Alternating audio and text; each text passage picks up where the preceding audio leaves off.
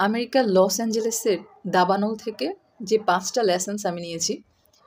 প্রথম, জীবন বড়ই অনিশ্চিত। আজকের বিলাসবহুল বাড়ি গাড়ি নিয়ে আমি উল্লাস করছি, কে জানে কালকে আমাকে পথে বসতে হচ্ছে।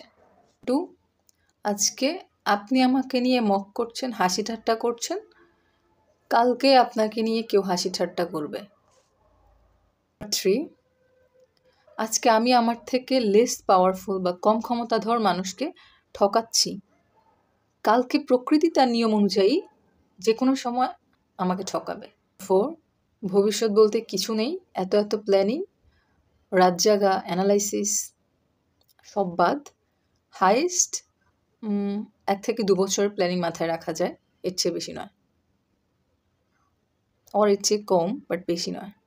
5, আমি কাউকে কন্ট্রোল করছি না, বরং আমার সৃষ্টিকর্তা আমাকে কন্ট্রোল করছে।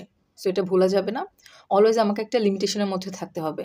সুতরাং আমার সক্ষমতা অনুযায়ী আমার থেকে যারা অক্ষম বা দুর্বল আছে তাদেরকে যত পারি যতটুকু সম্ভব সাহায্য করতে হবে, যেটা হচ্ছে প্রত্যেকটা ধর্ম অনুযায়ী একটা ভালো কাজ হিসেবে কাউন্ট হবে।